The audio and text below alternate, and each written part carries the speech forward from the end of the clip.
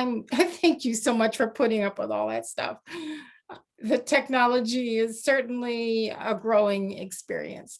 And I'm Ann Marshall, and I am a textile artist, and I'm also a real estate consultant. Today on my Mystery Martial Arts Monday program, I have titled it Enter the Dark, or Into the Dark. Enter the Dark. So last week I was sketching a quilt that I'm going to be working on in depth starting Friday for 5 days. So that's quite an immersion. And this was my sketch. And you can see I've colored it in. And a couple of things I've looked at, maybe making the bird a solid color. So rather than the rainbow color. And then I've also looked at making the bird cage larger, which I do think I like. And I'm still auditioning the bird in one color. But the question really is, how am I going to construct?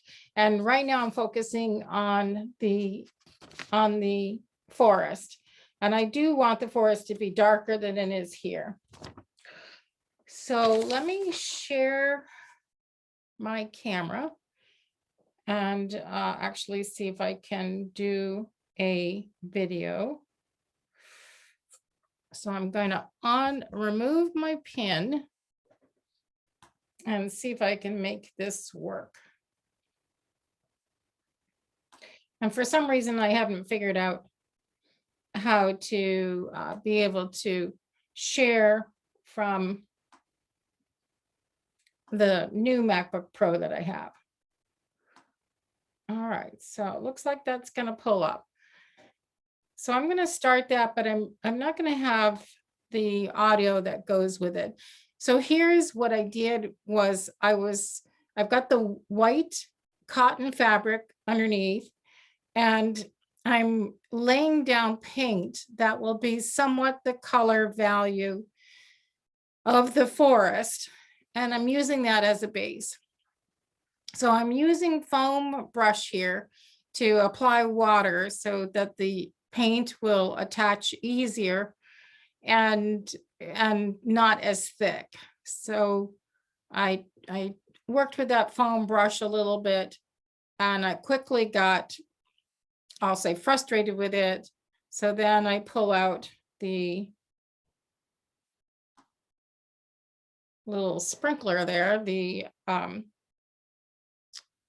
can of water, and spritzing it onto the fabric, and that's going to apply easier. You can see I'm getting quite a lot of wetness down on the fabric by doing that soaking technique. And I'm trying to make this go a little bit faster.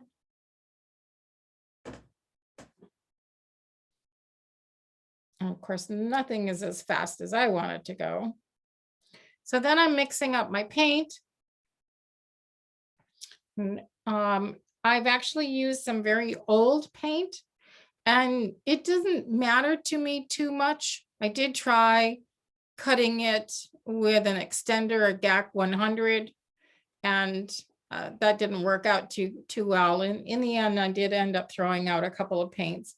So here I am, I'm applying with the foam brush the various colors onto the fabric, and I had thought it would translate a little bit better to the camera, but obviously my overhead was not positioned well enough.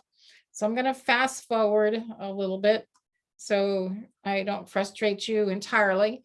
And I wanted dark greens and dark brown to kind of represent the forest.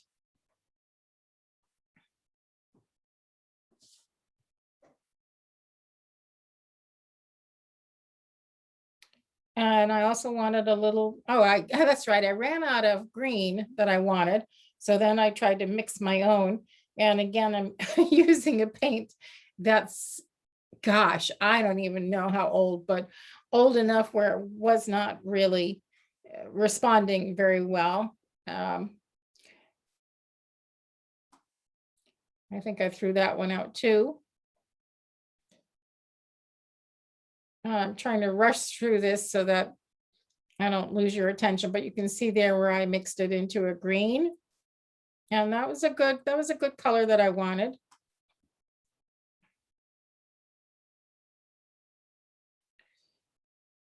I love using those little trays, and I'm just using sweeping motion, nothing in particular. The wonderful thing is I don't have to fussy this at all because I'm going to essentially cover it with fabric, but it just helps to provide a base in case there's anything showing through.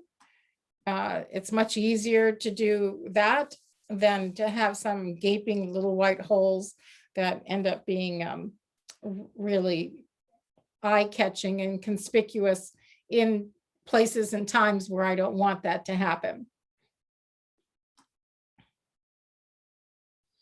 So we're just about at the end of this, and you can see I've got some black going on there as well.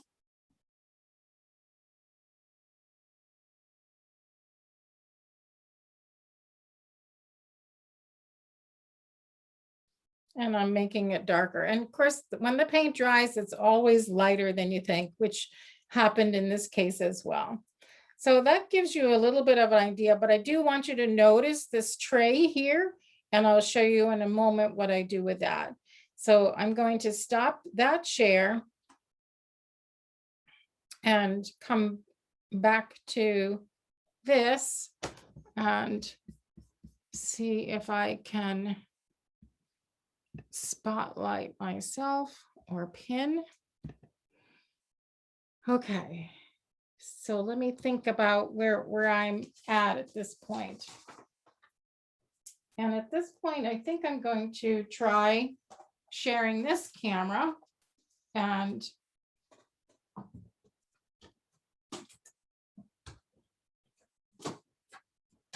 setting up another light. I'm hoping that I brought some stuff. Yeah, I did. Okay, great. Good. Okay, so I'm sharing this camera.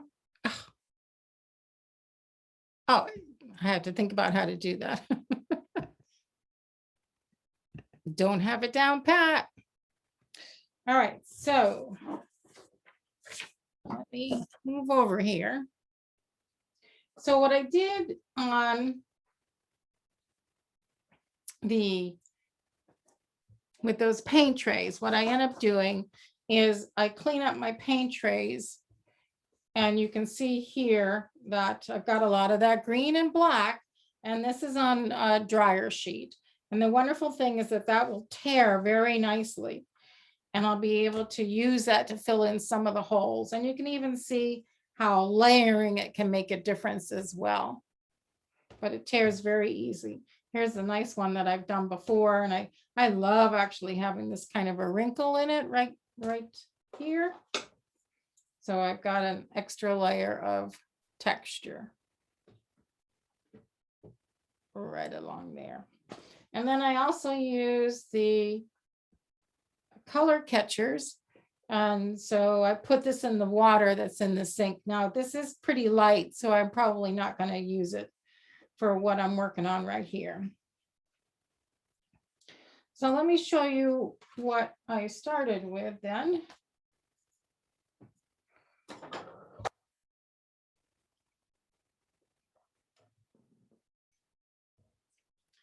So this is the back of the piece right here. And I've got a stabilizer. It's a non-fusible stabilizer.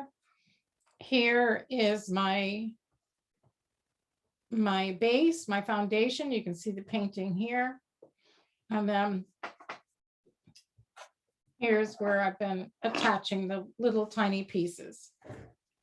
So let me kind of explain this a little bit more, and maybe that will be helpful. So I'm covering this whole piece, which is, let's see, it is 24 inches, or not quite 24. Let's say it's probably 12 by 20 inches or so. And these are all just little tiny pieces. So what I do is take a piece here. I usually start it with a little snip, but then I love the tear because it gives me that nice kind of non-glaring line. It's a softer line. And then I just take a little bit of glue and I dab it on here. And I'm just going to fill in a little bit of these holes right here. And I do use all kinds of fabric. You can see over there, I've got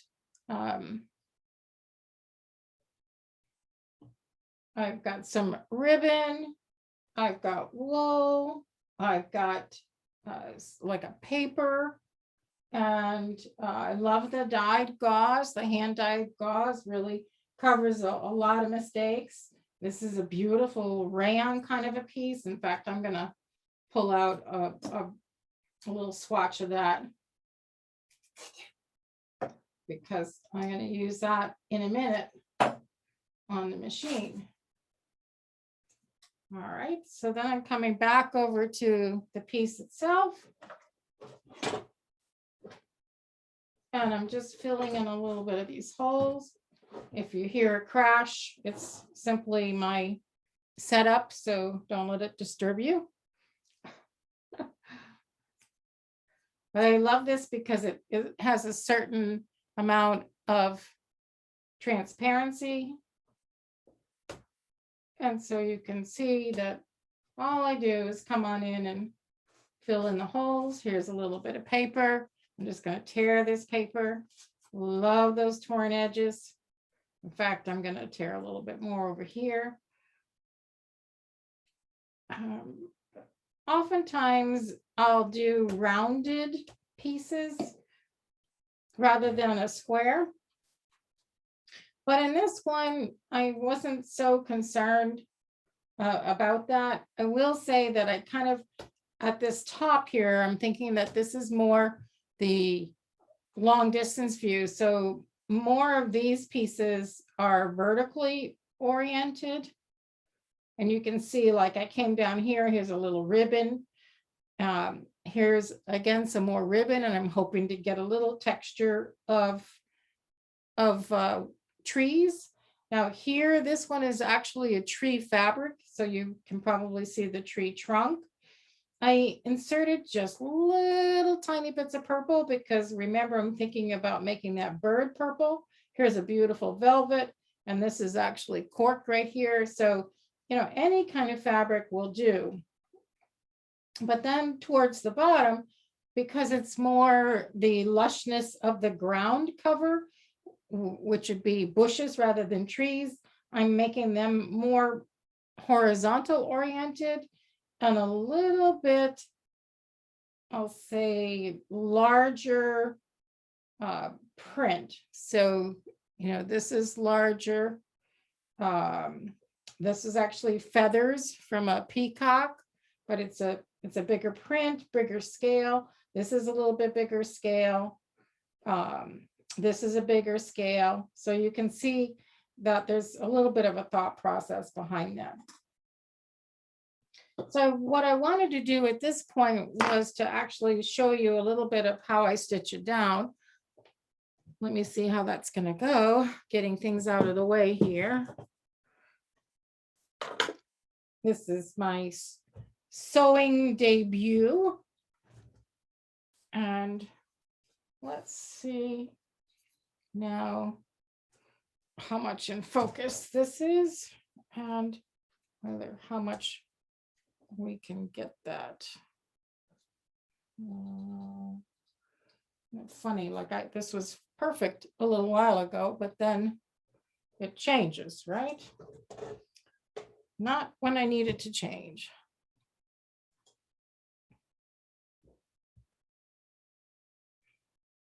So looking to see how this is.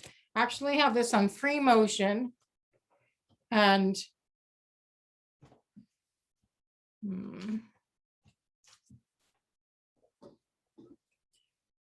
I also have it on zigzag. So I like the zigzag. Here's a little hole right here. And I can see that thing is in the way, which I don't really like. Yeah, so just give me a moment and I think I'll be able to tighten this up and make that a little bit better. Whoa. Now that's a little bit better. So here's this wonderful little sheer stuff. And I'm going to use that right on that hole right there.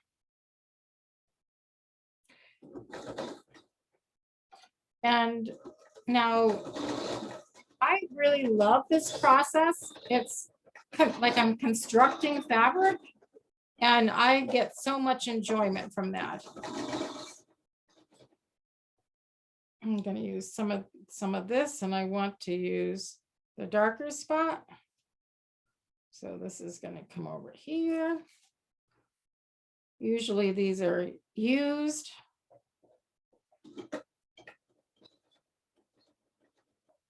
Got something going on with the thread, of course. So let's fix that and hopefully that will stay. Oh yeah, that sounds better. And I'm doing the zigzag up. And you can see that right along here. This is the zigzag. And I'll end up going over this several different times from several different angles. So like if I were to turn this, I'm going to be able to get that zigzag going in a direction that I want it to go.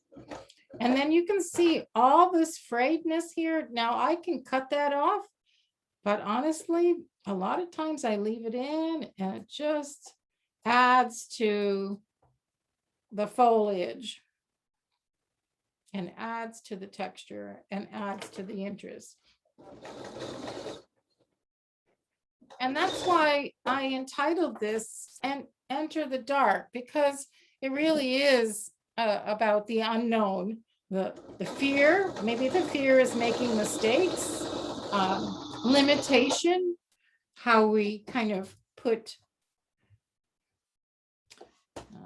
walls up for ourselves and limit the possibilities.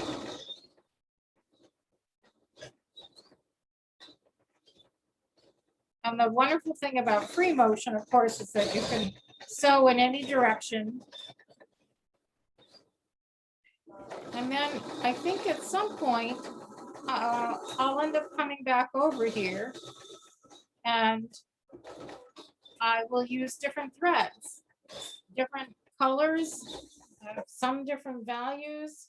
Now here is this gauze. This is a kind of a gray with a little bit of purple in it. So I'm cutting that off because I've got another hole right there where I can see the painted background. This is going to pick up a little bit of that purple and I don't want very much. I want it to be discreet.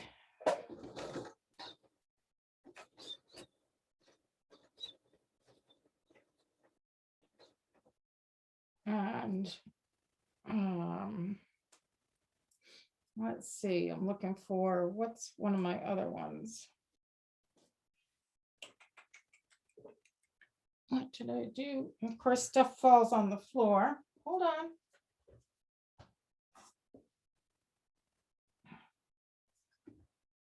Yeah, I got this beautiful piece.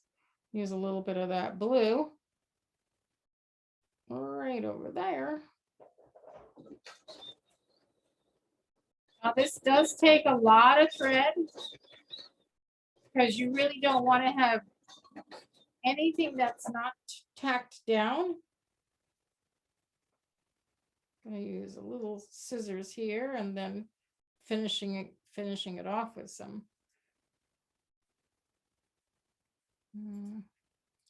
tearing. There we go. And the thread will become an integral part of the texture as well. Now, what I really love is that I will be using some of the thread work to create some of my tree trunks, my tree branches. I already used this in one part that really came out nicely. And then I can emphasize it very specifically, much like thread painting.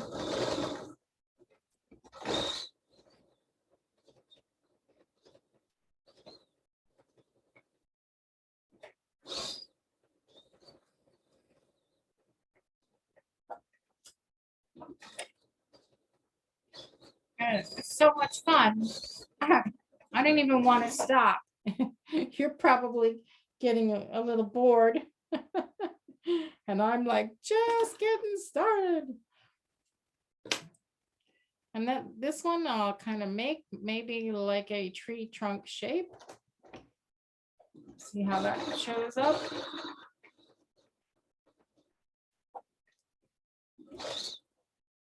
Sometimes I'll go back over the piece and paint a couple spots where the value isn't quite right. I'll do just one little bit more, because it really is kind of hard for me to stop. And then I'm going to see if we can get a better shot of this.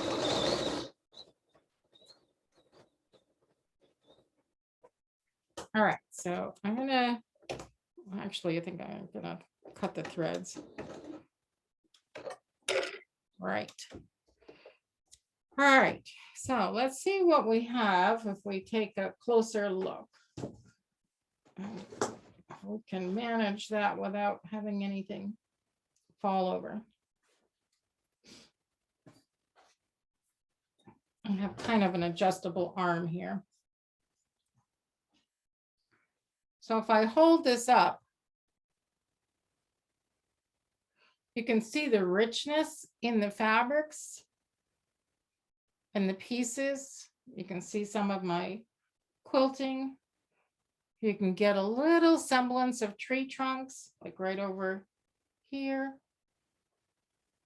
And maybe here.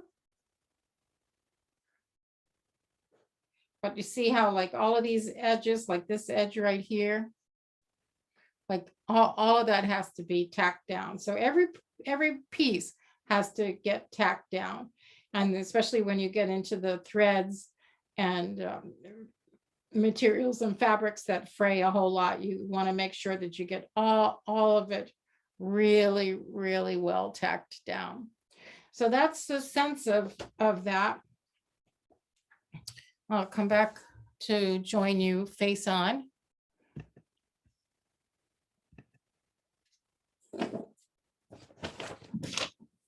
So that is going to be my first deliberate archetype large piece. I'm hoping it'll be like 18 by 24. If you want to guess which archetype it is, you can put that in the chat. It is one of the primary survival ones, so that's your hint. And I'm excited to see how that all unfolds. And it's interesting because in the process of really doing it as an art piece, I feel like I'm embodying all the characteristics, all the behavior pattern and innateness that it offers me as part of my life purpose. And that's why it was really important for me to move from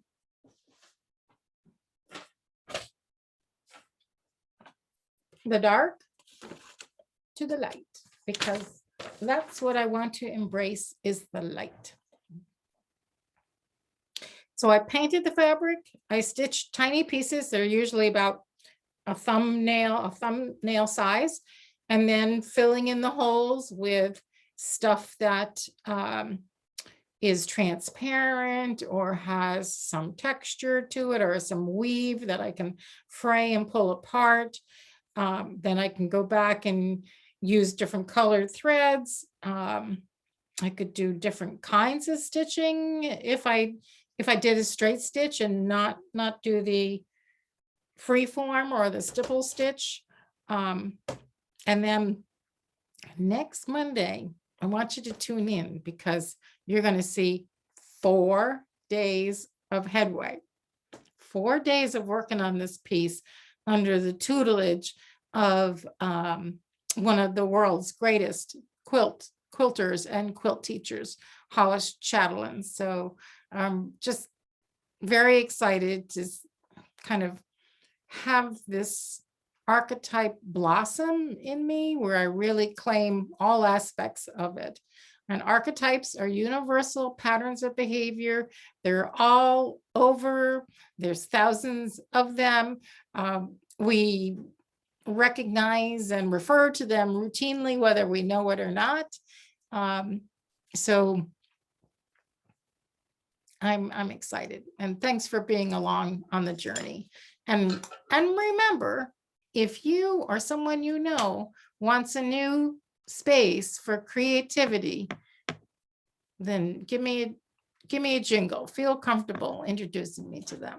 Thanks so much, and have an inspiring, fantastic day.